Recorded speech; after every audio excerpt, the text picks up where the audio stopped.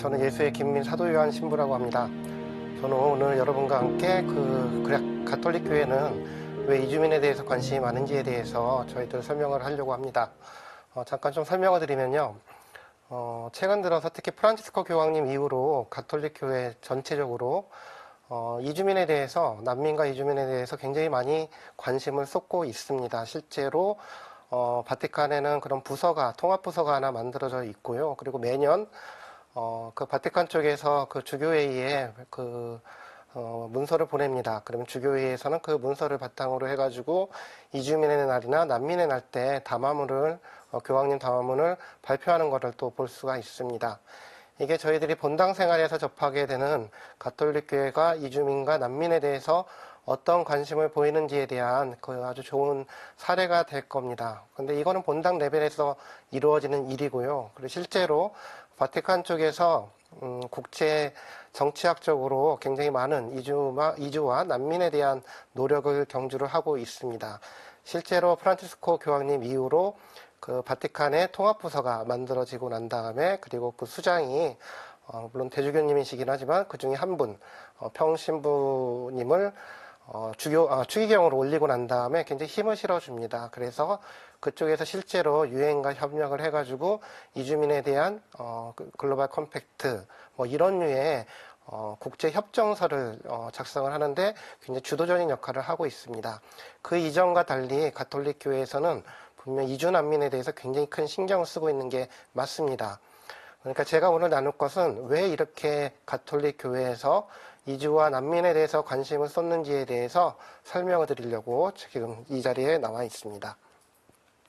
일단 프란치스코 교황님이 이거는 널리 알려진 사실입니다. 프란치스코 교황님이 2013년도에 교황님으로 선출되고 난 다음에 해외 순방을 첫 번째 해외 순방으로 선택하신 곳이 있습니다. 바로 지중해 쪽에 있는 람페두사 섬인데, 그 섬에서, 람페두사 섬에서 프란치스코 교황님이 어떤 강론을 합니다. 근데 이 강론이 프란치스코 교황님이 어떤 식으로 교회를 이끌 것인지에 대해서 굉장히 시사하는 바가 컸습니다. 어떻게 보면은 이정표를 맞이했던 것이죠. 이 강론을 잠깐 제가 읽어드리도록 하겠습니다. 2013년 7월 8일 날에 있었던 강론입니다. 교황님께서는 람페두사 섬에 찾아가셔가지고 거기에서 난민들을 위해서 일하시는 분들한테 다음과 같은 강론을 합니다. 그리고 참고로 말하면 이 섬은 별명이 난민들의 섬입니다. 이 섬이 난민들의 섬이 될 수 있었던 이유는 아프리카나 중동 지방에서 건너오는 유럽으로 가기 위해 가지고 세 가지 루트가 있습니다. 첫 번째는 스페인 쪽으로 향하는 세부타 루트가 있고, 두 번째로는 터키로 향하는 루트가 있습니다. 근데 이 루트들은 워낙 국경지대라서 봉쇄가 심해가지고 대부분의 난민들 같은 경우는 난민선을 타고 지중해를 건너는 식으로 유럽에 입국을 하려고 합니다. 바로 거기에 징검다리 역할을 하는 것이 람페두사 섬이고, 그 섬에서는 해마다 수많은 난민들이 바닷속에 빠져 죽습니다. 그래서 그 사실을 이분이 듣고 프란치스코 교황님이 람페두사 섬, 난민의 섬에 가기로 결정을 하셨던 것이죠. 이렇게 말씀을 하셨습니다. 몇 주 전에 이 참사의 소식을 처음 들었을 때 저는 이 일이 너무 자주 일어나는 일이라는 사실을 깨닫게 되었고, 제 심장에 가시가 박힌 것처럼 고통스럽게 느꼈습니다. 굉장히 좀 개인적인 아픔을 토로를 하셨습니다. 그 다음에 굉장히 중요한 말씀을 하시는데요. 이렇게 말씀을 하십니다. 우리는 무관심의 세계화로 인한 이 모든 이름 없는 이들, 이름이 없고 얼굴이 없는 이들에 대해서 책임이 있습니다. 무관심의 세계화는 우리에게서 울 수 있는 능력조차 앗아가 버렸습니다. 이게 바로 그 유명한 람페두사 섬 강론입니다. 여기에서 핵심은 세 가지입니다. 첫 번째는 뭐냐면은 이 세상이 어떻게 병든 세상인지에 대해서 프란치스코 교황님은 분명하게 정의를 내립니다. 그건 뭐냐면은 무관심이 세계화되는 세상이라는 것이죠. 이게 무슨 뜻이냐? 라우라토 시, 그러니까 찬미받으소서에 보면은, 그리고 그 밖에 다른 문헌에서도 아주 이 무관심의 세계화에 대해서 많은 얘기를 하십니다. 그 중에 하나가 이거죠. 그러니까 미국 뉴욕의 주식시장이 폭락을 했을 때 사람들이 깜짝 놀라지만은 노숙인이 죽은 사실에 대해서는 눈 하나 깜짝하지 않는다.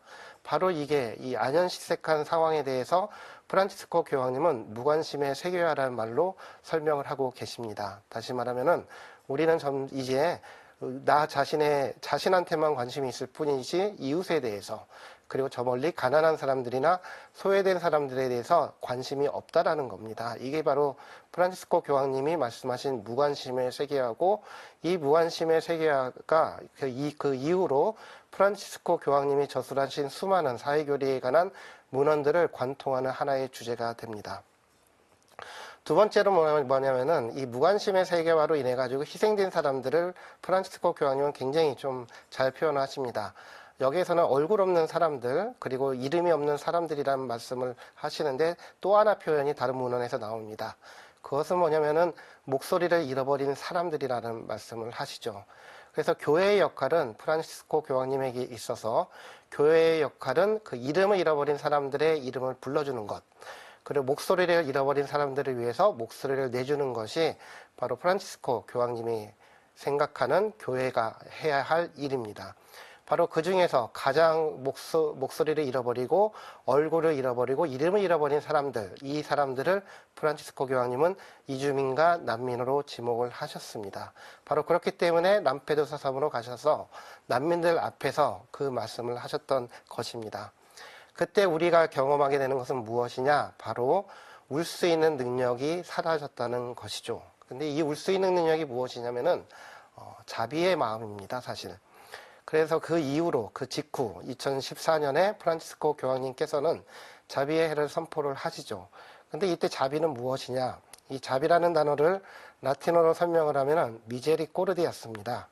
이 미제리코르디아스란 말의 뜻은 문자 그대로 상대방이 느끼고 있는 비참함, 고통, 미제리아스가 내 마음속으로 코르디아스 안으로 들어오는 것. 다시 말하면 자비라는 것은 프란치스코 교황님 식으로 정의를 하면은 울 수 있는 마음입니다. 울 수 있는 능력. 저기서 죽어가는 가난한 사람들, 불쌍한 사람들을 위해서 울 수 있는 능력이 바로 자비입니다. 그리고 우리는 그 능력을 잃어버렸다는 것이죠. 자비의 마음이 사라졌다는 것. 왜? 무관심하니까. 우리 자신만이 너무너무 중요해졌으니까. 그에 따라서 다른 사람들의 고통 따위에는 우리는 무신경하게 되었으니까. 이게 바로 람페두사 섬에서 하셨던 강론의 요점입니다. 그리고 바로 이 요점이 이후로 프란치스코 교황님의 모든 행동을 가늠하는 하나의 나침판 역할을 하게 됩니다. 몇 년 지나가지고 2016년 교황님으로 선출되신 이후에 3년의 시간이 지난 다음에 1월 11일 날에 프란치스코 교황님이 바티칸에 있는 외교관들을 모읍니다. 바티칸에서는 매년 1월 달에 프란치스코 교황님이 외교관들, 주 바티칸 대사와 그 밖의 외교관들을 아련하는 시간이 있습니다. 이거는 정례적으로 이루어지는 시간인데 2016년도에 굉장히 중요한 아련 과정에서 중요한 연설을 하십니다. 그 연설을 보면은 좀 더 구체적으로 프란치스코 교황님이 어떤 생각을 하고 계시는지, 특히 이주 난민에 대해서 어떤 로드맵 그리고 청사진을 갖고 계시는지 저희들이 알 수가 있습니다. 제가 한번 읽어드리겠습니다. 우리 모두는 이주와 관련하여 중장기 계획이 필요하다는 사실을 알고 있습니다. 이러한 계획은 응급 상황에 따른 응답에 국한되지는 않을 것입니다. 이러한 계획은 이주민들이 그들을 받아들인 나라들에 통합하는 데 효과적인 도움을 주어야 합니다. 일단 그 내용을 잠깐 설명을 드리면 맥락을 좀 설명을 드리겠습니다. 당시 바티칸에서는 유엔과 그리고 한국이나 미국을 포함한 수많은 나라들과 함께 이주민에 관하여 그리고 난민에 관하여 어떤 국제 협약을 체결하려고 노력하고 있었습니다. 그래서 그때 이 노력의 일환으로 외교관들을 초대를 해가지고 다음과 같은 로드맵을 발표한 겁니다. 여기서 핵심은 뭐냐면은 응급적인 예를 들면은 난민들한테 일자리를 주거나 이런 문제가 아니라는 겁니다. 그건 뭐냐면은 좀 더 난민들이나 이주민들이 그 사회에 잘 통합할 수 있도록 하나의 계획이 필요하다는 말씀을 하셨던 것이죠. 사실 오늘날에도 이 계획은 실현이 안 됩니다. 물론 더 얘기하면 복잡해지겠지만 아무튼 그 청사진을 밝히게 됩니다. 그 직후에 프란치스코 교황님은 이 노력을 좀 더 정교하게 수행하기 위해 가지고 하나의 통합부서를 창설을 합니다. 2016년 8월 17일에 있었던 통합부서입니다. 여기에 나오는 두 분의 신부님 그리고 한 분의 수녀님이 주축이 돼가지고 저희 하나의 부서를 만듭니다. 그 부서의 이름은 온전한 인간 발전 부서라고 되어 있습니다. 이 부서를 설립을 하면서 자의교서를 발표를 하는데 여기에 이렇게 나와 있습니다. 나는 통합적 인간개발 부서를 설립하는 바입니다. 이 부서는 특히 이주와 특별한 도움이 필요한 이들, 병든 이들, 배제되고 주변으로 밀려난 이들, 감옥에 갇히거나 실직 상태의 사람들 뿐만 아니라 무장 갈등과 자연재해, 모든 형태의 노예와 고문의 희생자들에 관한 문제들을 다루는 권한을 받게 됩니다. 다시 말하면은 프란치스코 교황님이 이주난민에 대해서 우리 교회에서 이주난민에 대해서 도움을 주어야 됩니다 라는 말에 그치는 것이 아니라 여기에 대한 사령탑을 만든 것이죠. 그래서 대주교님을 장관으로 앉히고 그리고 추기경 한 명을 또 붙이고 그리고 여러 신부님들, 수녀님들 그리고 직원들을 붙여가지고 굉장히 큰 부서를 만듭니다. 온전한 인간발전부라는 부서인데 이 부서가 일종의 바티칸과 국제세계의 하나의 교섭 창구 역할을 하게 됩니다. 굉장히 많은 노력을 한 겁니다. 자, 정리를 해보면 이렇습니다. 프란치스코 교황님이 그 교황님으로 선출되고 난 직후에 처음으로 해외 방문을 하십니다. 솔직히 말하면 해외는 아닙니다. 이탈리아 영토였기 때문에 아무튼 바다를 건너는데 그때 선택했던 곳이 람페두사 섬이었습니다. 난민들의 섬이었던 것이죠. 그리고 이분이 이 난민들의 섬에서 오늘날의 세상이 병들었다라는 말씀을 하십니다. 어떤 병이냐? 울 수 있는 능력을 상실한 병.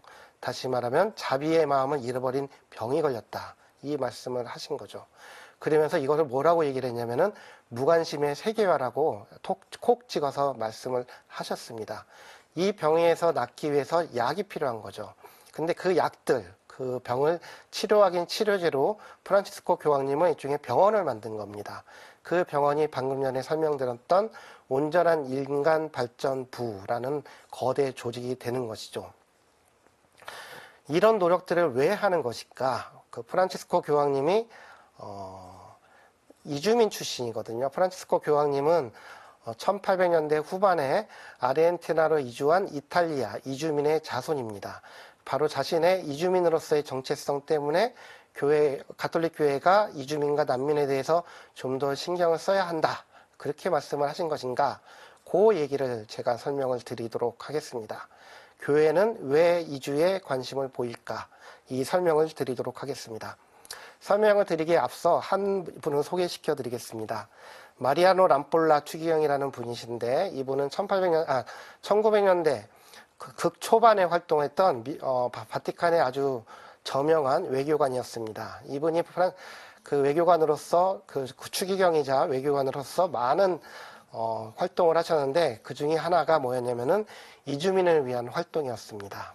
근데 이분이 람폴라 추기경이 생각하는 이주민에 대한 이야기가 좀 아주 재밌습니다. 한번 천천히 읽어보도록 하겠습니다. 가족과 고향 교구를 떠난 이주민들은 불행히도 수많은 위험에 노출되어 있습니다. 이들은 무심하기 짝이 없는 회의론자들, 불신자들, 타락한 노동자들과 뒤섞여 있습니다. 이들에게는 이들을 묶어둘 거룩한 곳도 성사도 사제도 없습니다. 이들은 교활하면서도 생기 있는 개신교들과 사회주의자들의 선동에 극히 취약합니다. 이들은 곧 그들이 받았었던 기본적인 종교적 가르침도 잊게 될 것입니다. 람폴라 추기경님 입장에서는 이주민들은 이주라는 현상, 이주라는 것은 썩 좋은 게 아닙니다.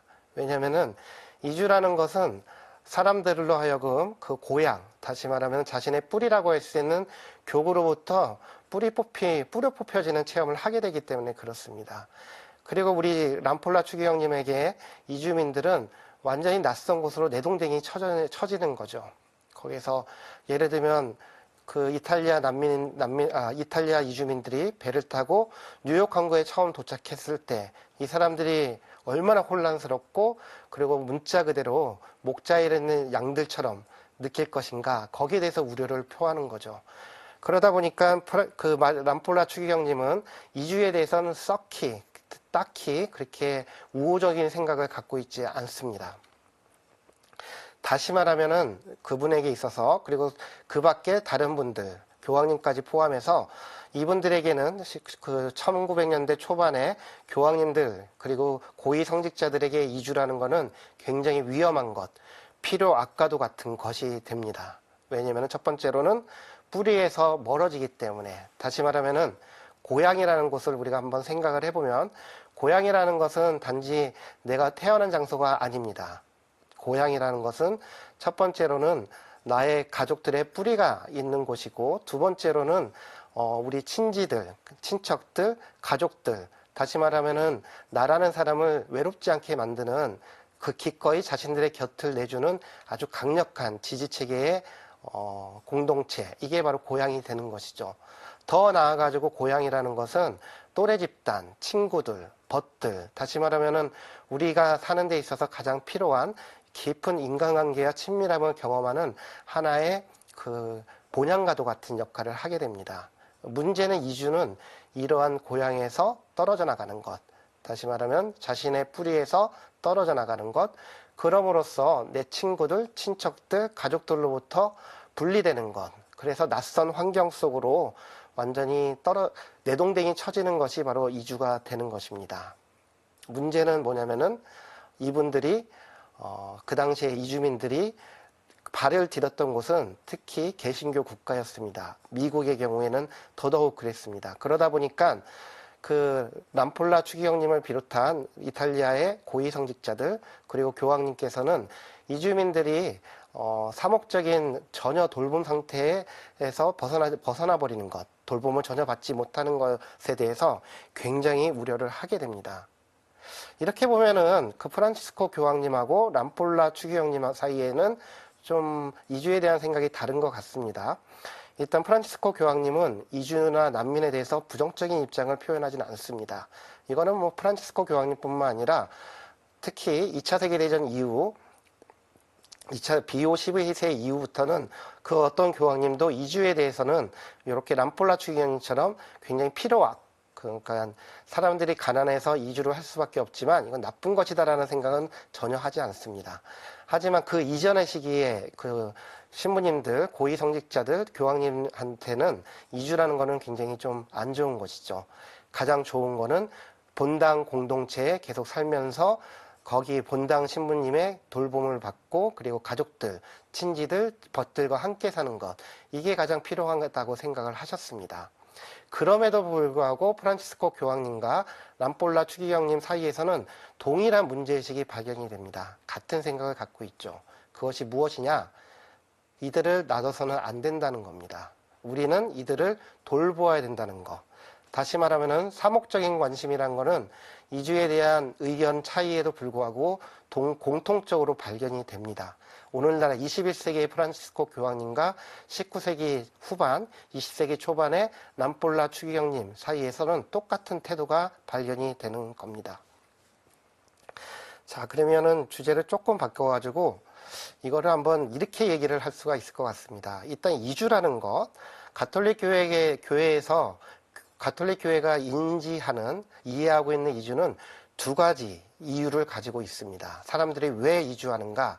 여기에 대한 대답은 두 가지로 나옵니다. 첫 번째는 뭐냐면은 사회문화적인 이유가 있습니다. 다시 말하면은 19세기라는 특정한 역사적 맥락 속에서 이주라는 것이 불가피하게 그리고 대량으로 발생할 수밖에 없다라는 인식이 자리 잡고 있습니다. 두 번째로는 뭐냐면은 가톨릭 교회를 떠나가지고 그리스도교 교회가 갖고 있는 DNA 그 자체, 정체성 자체가 이주와 아주 밀접하게 연관이 있다는 사실, 바로 그로 인해서 가톨릭 교회는 처음부터 끝까지 초대 교회에서부터 지금까지 이주에 대해서 항상 관심을 놓치지 않았습니다. 다만 프란치스코 교황님은 좀 더 체계적으로, 좀 더 전면적으로 관심을 보였던 것 뿐이죠. 요거를 제가 설명해 드리도록 하겠습니다. 첫 번째로는 왜 사회문화적으로 이주가 발생할 수밖에 없었는가. 이 통계를 보면은 굉장히 충격적일 겁니다. 일단 1840년서부터 1880년 40년의 기간입니다. 한 세대가 조금 지난 기간 동안에 1000만 명이나 되는 유럽인들이 미국과 특히 아르헨티나, 브라질, 신대륙에 발을 딛게 됩니다. 이 말은 뭐냐면은 유럽 국가들의 이 시기 동안 단 40년 동안 1000만 명의 인구학적 손실을 입게 되었다는 겁니다. 1000만 명이 이동을 한 거죠. 그 다음에 1880년에서 1930년, 이것도 마찬가지로 40년의 기간 동안 무려 4천만 명의 유럽인들이 구대륙을 떠나가지고, 그러니까 유럽을 떠나가지고 미국과 남미에 이주하게 됩니다. 그러면 1840년서부터 1930년, 바로 이 시기 동안 무려 5천만 명, 다시 말하면은 남한 인구보다 더 많은 숫자의 유럽인들이 신대륙을 밟았다는 뜻이죠. 이 현상 자체가 이주라는 것을 더 이상 피할 수 없는 것으로 보게 만든 겁니다. 너무너무 많은 사람들이 이동을 했던 것이죠. 참고로 말씀드리면 이 시기에 그 대규모 이동은 딱 세 차례가 있었습니다. 첫 번째로는 방금 소개했던 1840년서부터 1880년, 두 번째로는 또 방금 얘기했던 1880년서부터 1930년, 그 세 번째로는 뭐냐면은 1944년서부터 1946년, 이 시기는 2차 세계대전이 끝난 다음에 독일에서 엄청난 수, 거의 1000만 명에 달하는 독일인들이 폴란드, 우크라이나, 러시아에서 빠져나와가지고, 그리고 동프로이센에서 빠져나와가지고 서독 지방으로 이동을 하게 됩니다. 이게 20세기 역사에서 세 번째로 거대하게 이루어진 인구 이동입니다. 근데 왜 그렇게 됐느냐? 세 번째는 전쟁 때문에 그랬습니다. 2차 세계대전이 끝난 직후에 독일인들이 러시아를 피해가지고 대량으로 서독을 이주를 하게 되죠. 하지만 그 이전 1840년에서 1880년 그리고 1880년에서 1930년 사이에서는 왜 이동을 했느냐? 이 사진을 보면은 그 이유를 짐작을 할 수가 있습니다. 여기 보면은 빨간색 사각형이 두 개가 보이고 파란색 사각형이 보일 겁니다. 첫 번째 상단에 있는 빨간색 그 사각형을 보면은 굴뚝이 보이죠. 다시 말하면은 저게 뭐냐면은 증기선의 굴뚝입니다. 이유가 그겁니다. 증기선이 발명되고 난 다음에 대서양을 건너는 거, 다시 말하면은 신대륙에서 구대륙으로 이동하는 게 사망률이 떨어지게 됩니다. 특히 예컨대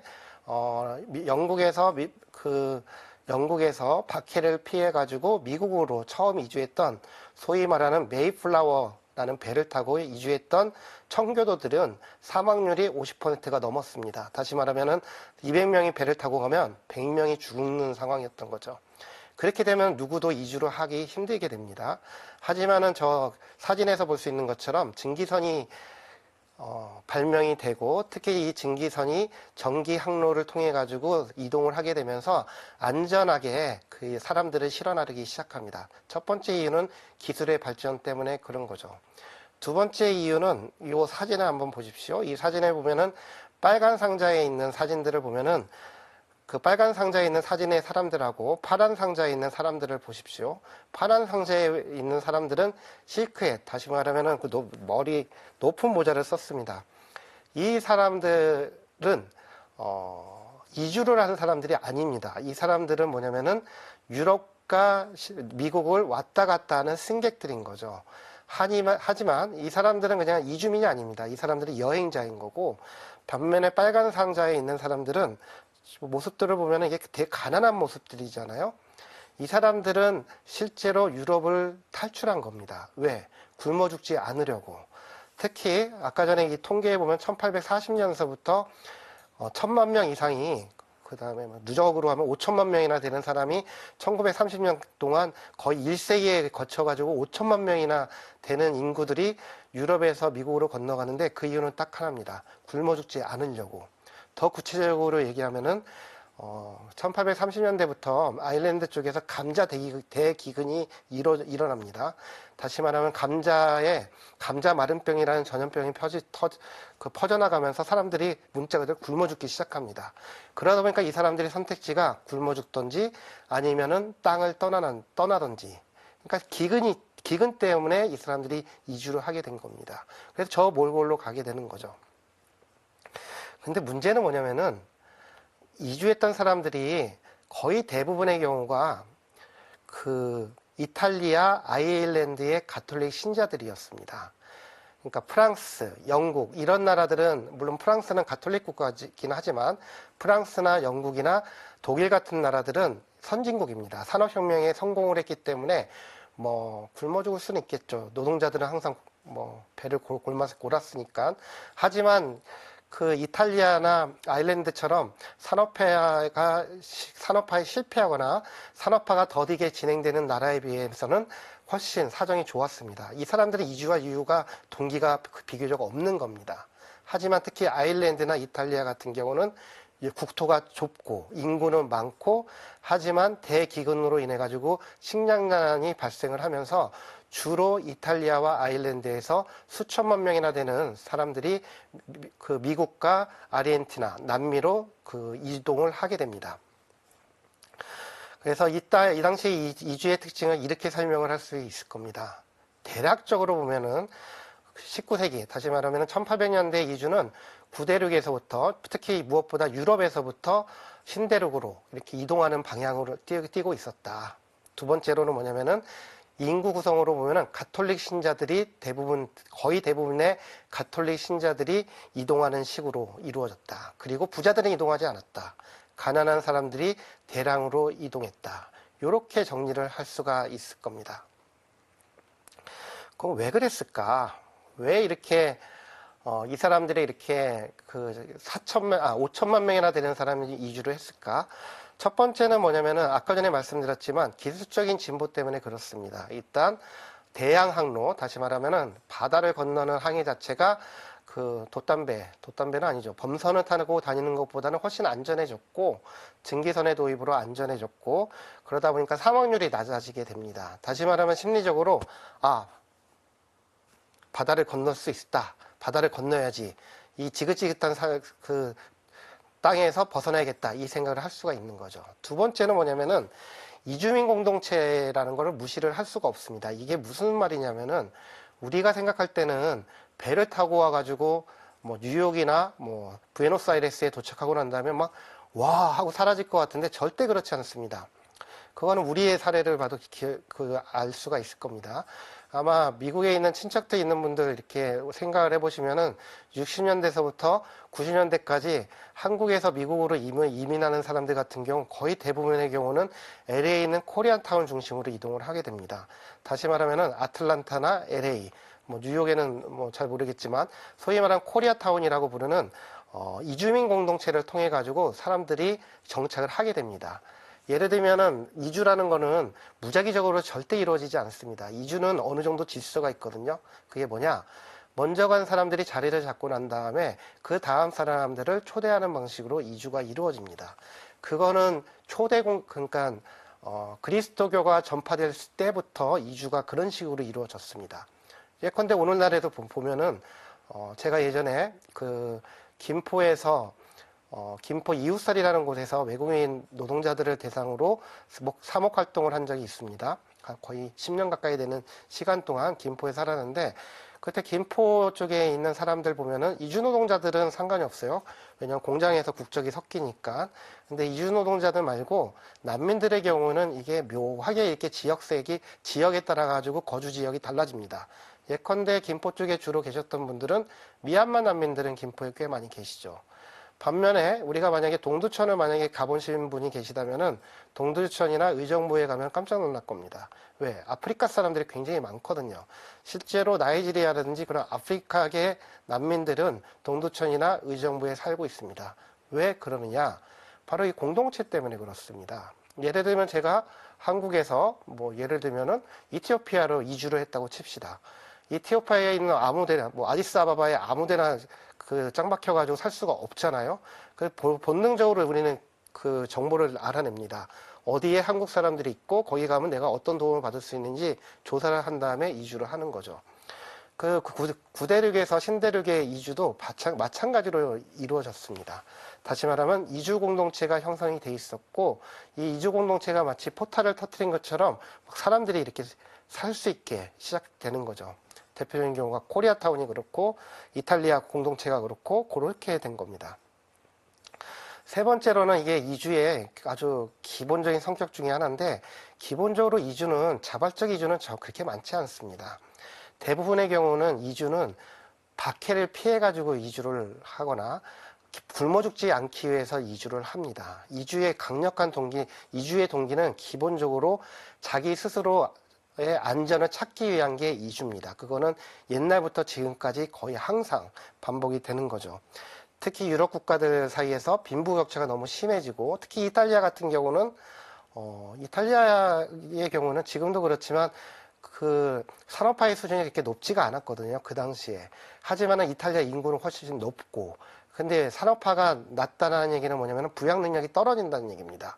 근데 이러다 보니까 인구는 계속 늘어나니까 정책적으로 이탈리아에서는 이탈리아 사람들을 신대륙을 보내는 정책을 추구하게 됩니다. 자, 이런 식으로 대량 이주로 인해 가지고 이 결과 그 가톨릭 교회가 깜짝 놀라게 되는 겁니다.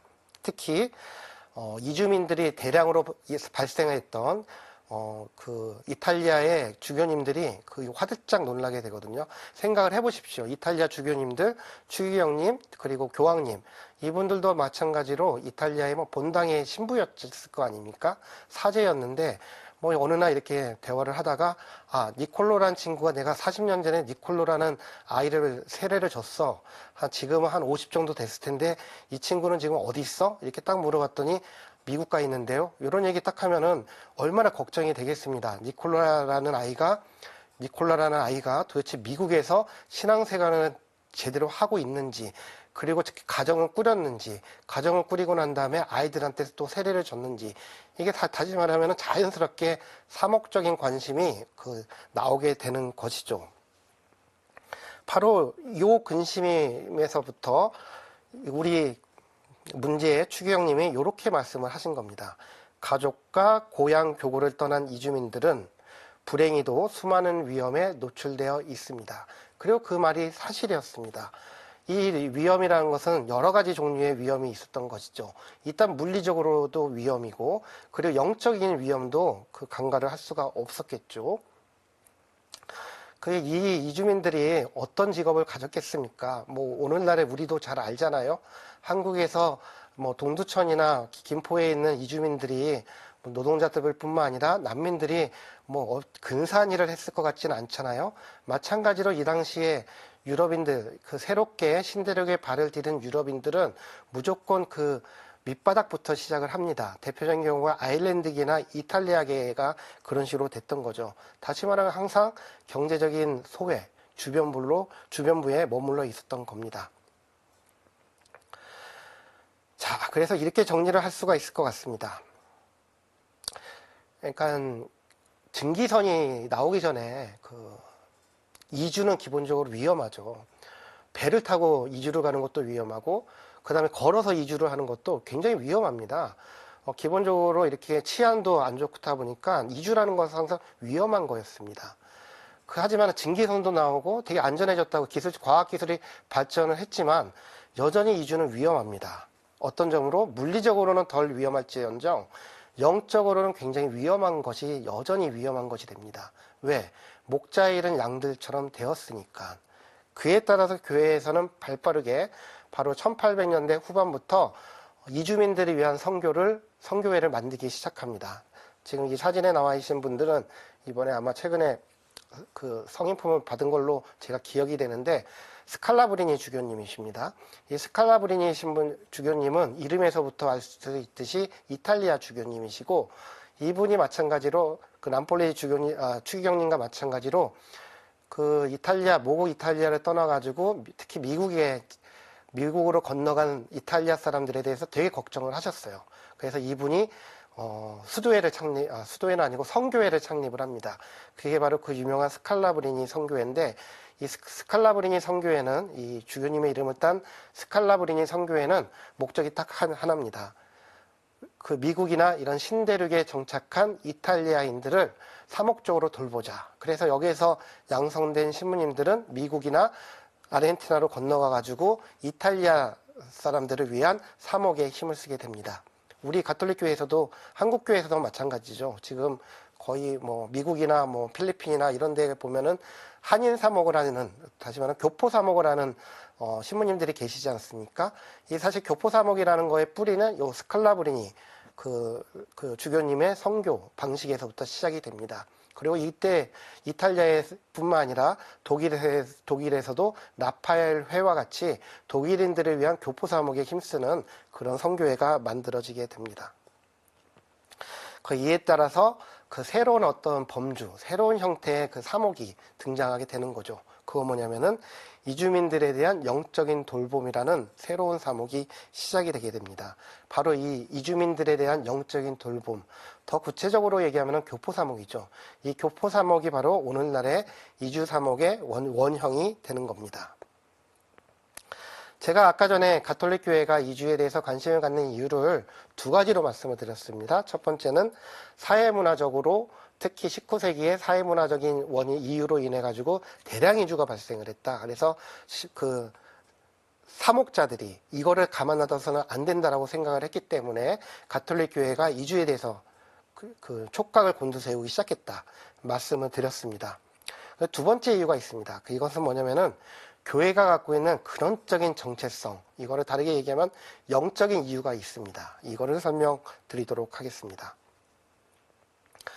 근대가 됐든 고대가 됐든 이주는 기본적으로 하나의 본질적인 어떤 특성을 갖고 있습니다. 1800년대뿐만 아니라 심지어는 2024년, 오늘날에 이주를 떠난다, 누군가가 이주민이 된다 하더라도 이거는 2000년 전의 이주랑 그 본질은 절대 바뀌지 않는 본질이 하나가 있습니다. 그건 뭐냐?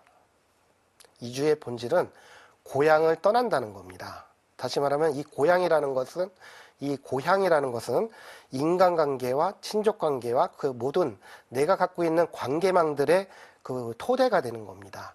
그리고 무엇보다 나라는 사람이 형성되었던 그 존재의 뿌리가 되는 것이죠. 이게 바로 이주의 본질이 됩니다. 좀 더 자세히 설명하면 이렇습니다. 제가 초등학교 때 전학을 5차례를 다녔는데, 아마 초등학교, 대한민국에 있는 사람들 중에서 제가 아마 전학을 제일 많이 다닌 사람 중에 한 명일 겁니다.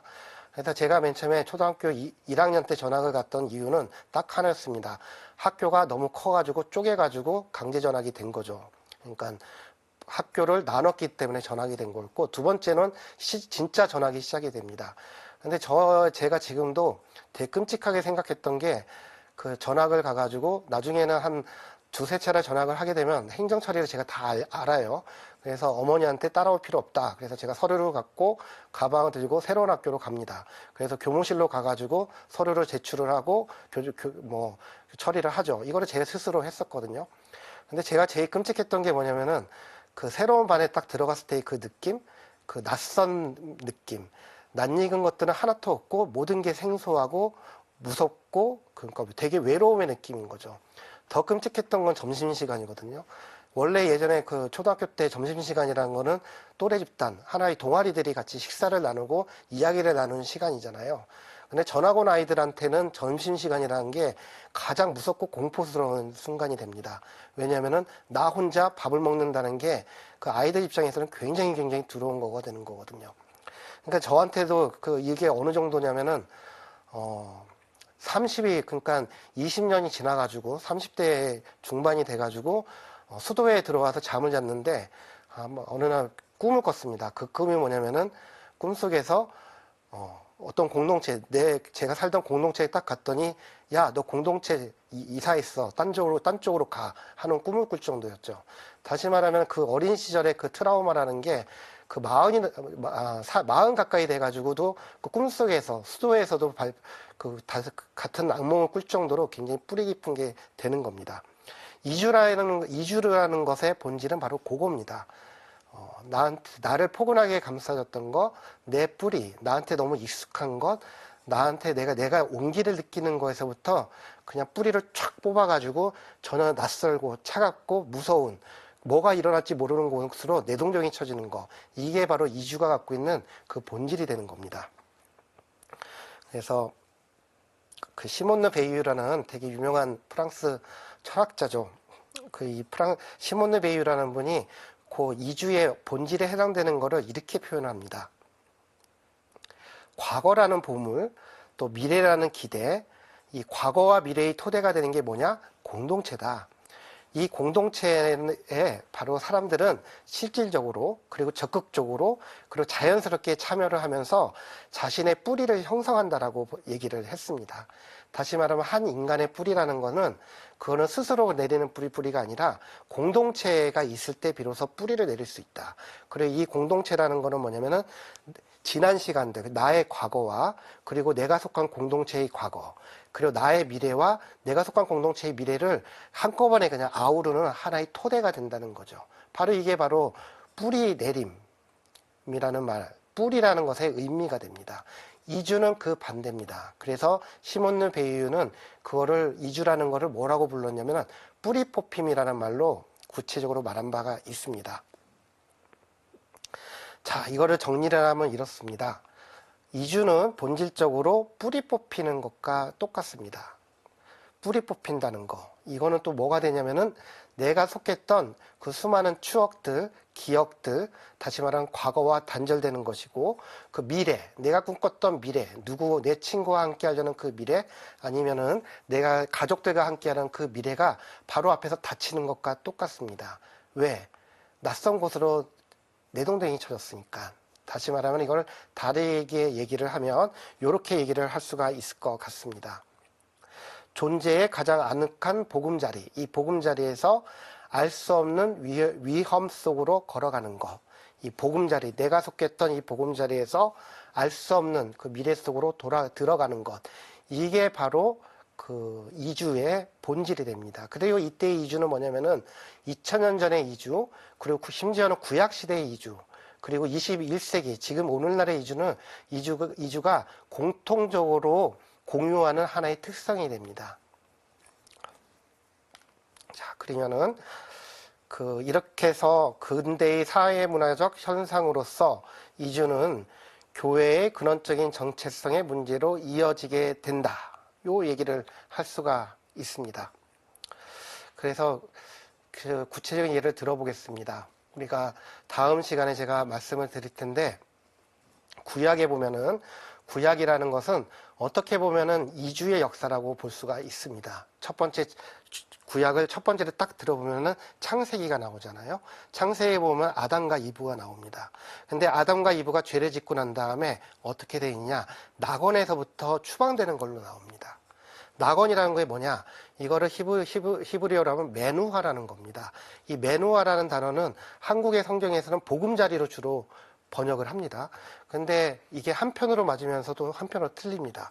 메누하라는 말은요, 보금자리라는 걸 맞기는 하지만 나의 여정의 끝이라는 겁니다. 그래서 우리 한국어 구약에서는 보금자리라는 단어로 번역하기도 하고 안식처, 그러니까 여정의 끝이라는 안식처로 번역을 하기도 합니다. 아담과 이브는 죄를 선악과를 따먹고 그리고 서로 막 상호비난하면서 난리를 치다가 하느님으로부터 쫓겨나죠. 다시 말하면 보금자리에서 이주를 하게 되는 겁니다. 쭉 한참 지나가지고 아브라함을 한번 봅시다. 아브라함이 원래 살고 있던 데는 지금의 이라크였습니다. 근데 어느 날 하느님이 그 아브라함한테 나타나가지고 초대를 합니다. 이주를 한번 해보라고. 그 이주는 메노하. 네가 만약에 이주를 하게 되면 너랑 나랑 아주 깊은 그 계약을 맺게 될 것이다. 너는 나를 믿고 나는 너를 번성시켜 줄 것이다. 그 약속을 하게 됩니다. 이게 바로 그 이스라엘의 계약이라는 관념이 바로 여기에 해당이 되죠. 그때 아브라함이 길을 떠납니다. 길을 떠나가지고 결국 팔레스타인에 자리를 잡는데 그때 사용되는 단어가 바로 메누하가 됩니다. 안식처가 되는 거고 보금자리가 되는 거죠. 그런 점에서 또 다르게 얘기하면은 탈출기를 보면은 이 탈출기도 마찬가지입니다. 탈출기도 이방인으로서 이집트에 살고 있었던, 이방인들의 땅에 살고 있었던 이방인이었던 이스라엘 사람들이 자신들의 맨화, 보금자리로 돌아가는 여정에 관한 이야기가 되잖아요. 그리고 다음 시간에 말씀드리겠지만 룻기도 마찬가지입니다. 나오미 가족이 고향을 떠나서 모압이라는 곳에서 이방인으로 살다가 그 며느리 룻과 함께 다시 팔레스타인, 특히 베들레헴으로 돌아가는 것, 맨화, 보금자리로 돌아가는 것, 이게 바로 이주에 관한 이야기가 됩니다. 그리고 이스라엘의 역사 자체가 이주의 역사였고 끊임없이 낯선 곳으로 내동쟁이 쳐지는 역사, 그럼에도 불구하고 끊임없이 고향, 보금자리, 맨화로 돌아가려는 역사가 됐던 것이죠. 바로 이게 바로 이주가 갖고 있는 본질적인 특성이 되는 겁니다. 그거는 오늘날에도 마찬가지고 그 구약의 시대에도 마찬가지고 항상 그랬던 겁니다. 바로 그렇기 때문에 프란치스코 교황님과 그리고 그 교회, 가톨릭 교회에서는 이주에 대해서 우리의 보금자리를 찾기 위해서 그렇게 계속 그 노력하고 활동하는 것이라고 말씀을 드릴 수 있을 겁니다. 저희들 오늘 가톨릭 교회는, 우리 교회는 왜 이주에 대해서 이렇게 관심을 갖고 있는가에 대해서 나눠보았습니다. 첫 번째로는 이주라는 것은 더 이상 우리가 외면할 수 없는 하나의 굉장히 중요한 현상이 돼버렸다는 거, 사회문화적인 어떤 현상이 돼버렸고 이거는 우리가 더 이상 피할 수 없는 현실이라는 거. 두 번째는 뭐냐면은 교회 공동체의 뿌리 자체가 이주하는 공동체, 이주하는 교회, 항상 움직이는 그런 방황방랑하는 교회였기 때문에 그렇다는 것을 말씀을 드렸습니다. 그리고 다음 시간에는 좀 더 구약을 통해 가지고 어떻게 구약의 인물들이 우리가 방금 얘기했던 그 이주의 삶을 살아가는지 살펴보는 시간을 갖도록 하겠습니다. 아무튼 긴 영상 봐주셔서 감사합니다.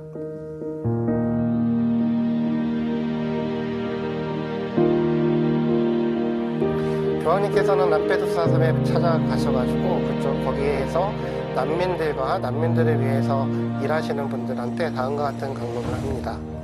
몇 주 전에 이 참사의 소식을 처음 들었을 때 저는 이 일이 너무 자주 일어나는 일이라는 사실을 깨닫게 되었고 제 심장에 가시가 박힌 것처럼 고통스럽게 느꼈습니다. 굉장히 좀 개인적인 아픔을 토로를 하셨습니다. 그 다음에 굉장히 중요한 말씀을 하시는데요. 이렇게 말씀을 하십니다. 우리는 무관심의 세계화로 인한 이 모든 이름 없는 이들, 이름이 없고 얼굴이 없는 이들에 대해서 책임이 있습니다. 무관심의 세계화는 우리에게서 울 수 있는 능력조차 앗아가 버렸습니다. 두 번째로 뭐냐면은 이 무관심의 세계화로 인해 가지고 희생된 사람들을 프란치스코 교황님은 굉장히 좀 잘 표현하십니다. 여기에서는 얼굴 없는 사람들 그리고 이름이 없는 사람들이라는 말씀을 하시는데 또 하나 표현이 다른 문헌에서 나옵니다. 그것은 뭐냐면은 목소리를 잃어버리는 사람들이라는 말씀을 하시죠. 그래서 교회의 역할은 프란치스코 교황님에게 있어서 교회의 역할은 그 이름을 잃어버린 사람들의 이름을 불러주는 것, 그리고 목소리를 잃어버린 사람들을 위해서 목소리를 내주는 것이 바로 프란치스코 교황님이 생각하는 교회가 해야 할 일입니다.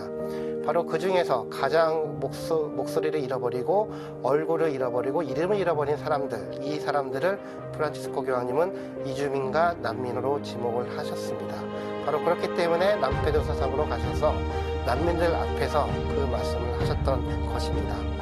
그때 우리가 경험하게 되는 것은 무엇이냐? 바로 울 수 있는 능력이 사라졌다는 것이죠. 근데 이 울 수 있는 능력이 무엇이냐면은 자비의 마음입니다, 사실. 그래서 그 이후로 그 직후 2014년에 프란치스코 교황님께서는 자비의 해를 선포를 하시죠. 근데 이때 자비는 무엇이냐? 이 자비라는 단어를 라틴어로 설명을 하면 미제리코르디아스입니다. 이 미제리코르디아스란 말의 뜻은 문자 그대로 상대방이 느끼고 있는 비참함, 고통, 미제리아스가 내 마음속으로 코르디아스 안으로 들어오는 것. 다시 말하면 자비라는 것은 프란치스코 교황님 식으로 정의를 하면은 울 수 있는 마음입니다. 울 수 있는 능력. 저기서 죽어가는 가난한 사람들, 불쌍한 사람들을 위해서 울 수 있는 능력이 바로 자비입니다. 그리고 우리는 그 능력을 잃어버렸다는 것이죠. 자비의 마음이 사라졌다는 것. 왜? 무관심하니까. 우리 자신만이 너무너무 중요해졌으니까.